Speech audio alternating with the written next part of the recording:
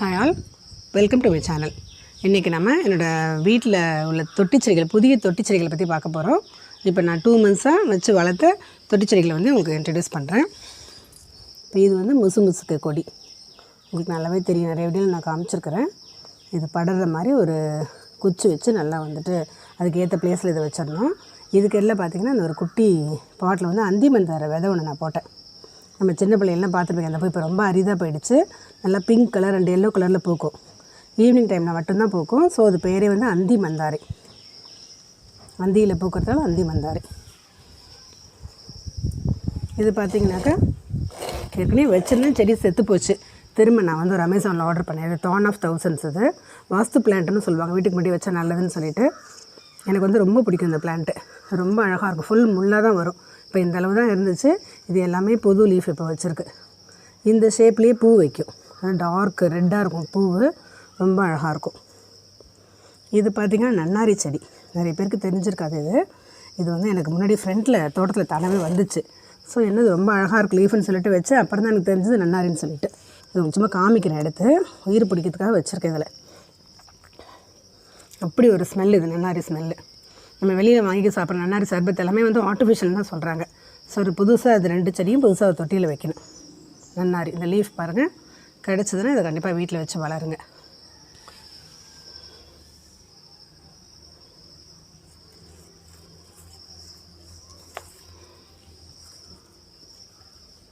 ஒரு நன்னாரி.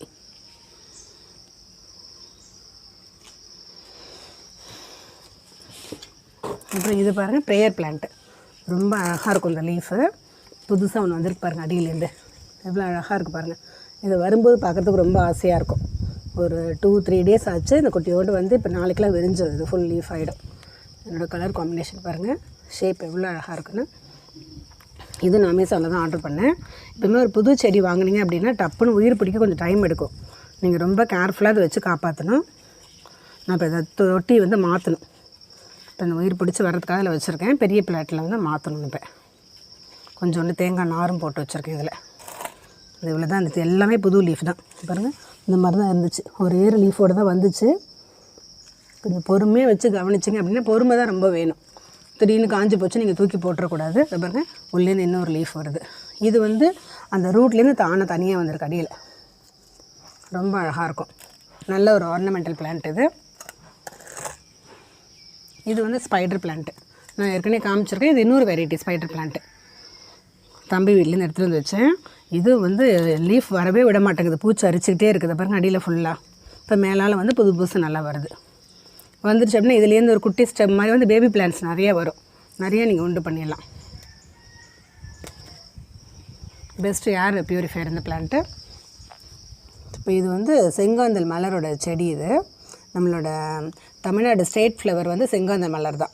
ரொம்ப அழகாக இருக்கும். ரெட் கலரில் பூப்புக்கும் கொடி வகை மாதிரி தான் வரும். கிராமப்புறங்களில் வந்து கண்ணுவலி கிழங்கு செடின்னு சொல்லுவாங்க. இது வந்து அவ்வளோ மெடிசனல் வேல்யூ இருக்குது. இந்த மாதிரி நிறைய விவசாயிகள் வந்து இதோட தன்மையை உணர்ந்து இப்போ வந்து நிறைய பயிரிட ஆரம்பிச்சிட்டாங்க எங்கள் சைட்லலாம். இது நான் சும்மா அழகுக்காக வீட்டில் வச்சுருக்கிறேன். இதனோட விதைகள் வந்து கிலோ 3000-4000 விற்குது. நல்ல பூ வந்து ஃப்ளவர் அப்படி செம்பருத்தி மாதிரி நல்லா 4 சைடு விரிஞ்சு வரும். ரொம்ப திக்காக ரெட் கலரில் இருக்கும். நான் பூ வைக்கும்போது உங்களுக்கு காமிக்கிறேன். என்னோடய விதைகள் வந்து அவ்வளோ மருத்துவ குணங்கள், அவ்வளோ மெடிசன்ஸ்க்கு வந்து யூஸ் ஆகுது. இதனோட கிழங்கு வந்து பாய்சன் அப்படின்னு சொல்லுவாங்க, அடியில் உள்ள கிழங்கு. ஆனால் இதனோட மிச்ச எல்லா பொருட்களுமே அதிக மருத்துவ குணங்கள் உள்ளது. இப்போ இது பார்த்திங்கனாக்கா நான் உருளைக்கிழங்கு 1-2 வீட்டில் வந்து முளை வந்துருந்து கட் பண்ணி ஊனியிருக்கேன். ஒரு 2-3 வீக்ஸ்லேயே முளை வந்துருச்சு பாருங்கள். இது ஒன்று வந்திருக்குது, இங்கே ஒன்று வந்திருக்குது.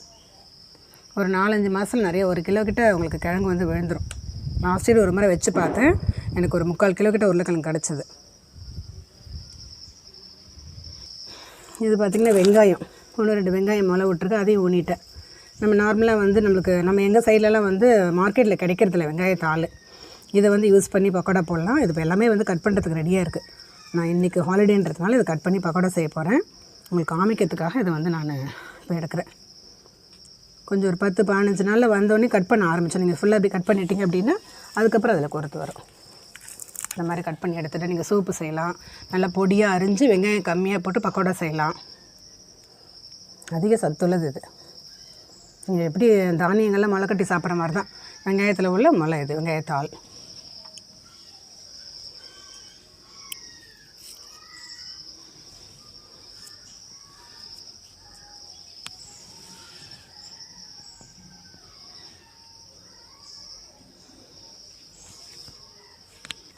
இந்த செடி பாருங்கள், பிரம்ம கமலம். இந்த செடி குயின் ஆஃப் நைட் அப்படின்னு சொல்லுவாங்க இங்கிலீஷில். இது வந்து நான் ஆன்லைனில் தான் ஆர்டர் பண்ணேன். எனக்கு ஃபஸ்ட்டு இந்த பிளான்ட் வந்து என்னோடய சிஸ்டர் கொடுத்தாங்க. ஆனால் வந்து எனக்கு பிழைக்கல. ஒரு 2-3 இயர்ஸ் முன்னாடி நான் கிரவுண்டில் வச்சேன். எனக்கு வந்து உயிர் பிடிச்சி வரல. இப்போ மீண்டும் வச்சுருக்கேன். நான் லாஸ்ட் மந்த் வச்சேன். இப்போ பாருங்கள், இந்த சைடில் உள்ளது வந்து உடஞ்சிருச்சு. ஸோ இது தனியாக ஊனி வச்சுருக்கிறேன். இது ரொம்ப அழகாக இருக்கும். வித்தியாசமான செடி இது பாருங்கள். இந்த ஃபுல்லாகவே லீஃப்லேயே இந்த ஒரு கார்னருக்கும் ஒரு லீஃப் வைக்கும். இந்த நுனியில் தான் பூ வைக்கும். ஒரு முறை என்னோடய சிஸ்டர் அந்த பூ பூத்தும்போது வீடியோ எடுத்து அனுப்பிச்சாங்க. ரொம்ப அழகாக இருந்தது. நைட்டில் மிட் நைட்டில் தான் பூக்கும்.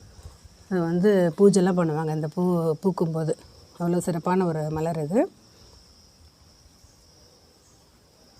பாருங்கள், புதுசாக இப்போ இந்த நான் வச்ச பிறகு திரும்ப புதுசாக வந்திருக்கு இந்த லீஃபு. இந்த கார்னர் தான் லீஃப் வைக்கும். இதுலேருந்து நிறைய புது இலைகள் வரும். இந்த செடியே வந்துட்டு ஃபுல்லாக இலைகளாக தான் இருக்கும். என்னோடய ஷேப்பே இந்த கார்னரில் தான் பூ வைக்கும், ஒயிட் கலரில். இது இப்போ தான் எனக்கு உயிர் பிடிச்சி வந்துருக்கு. ரொம்ப நாள் ஆசை எனக்கு வீட்டில் வைக்கணுன்ட்டு நான் பெரிய தொட்டியில் வச்சுருக்கிறேன். இது இதில் இங்கே ஒரு நன்னாரி செடி வச்சுருக்கிறேன். இந்த நன்னாரி ஏற்கனவே உங்களுக்கு காமிச்ச எல்லாத்தையும் தனியாக சேர்த்து ஒரு தொட்டியில் வைக்கணும். நீங்கள் எதாவது புதுசாக செடி வச்சிங்க அப்படின்னா இந்த உயிர் பிடிச்சி நல்லா வர வரைக்கும், அடுத்த லீஃப் வர வரைக்கும் ஒரு பாட்டில் வச்சுட்டு அதுக்கப்புறம் தான் நீங்கள் மாற்றி வைக்கணும். இல்லை கிரவுண்ட்லேயே வச்சிங்க அப்படின்னாலும் அதுக்கப்புறம் வச்சா தான் உங்களுக்கு நல்லா உயிர் பிடிக்கும்.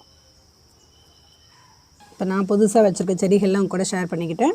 இந்த மாதிரி புது செடிகள் வளர்க்கும் போது ரொம்ப ரெஃப்ரெஷ்டாக ஃபீல் பண்ணுவீங்க. நீங்கள் நல்ல ஒரு ஹாப்பினஸ் கொடுக்கும் உங்களுக்கு. இந்த மாதிரி புதிய செடிகள் வளங்க, ஹாப்பியாக இருங்க. தேங்க்யூ.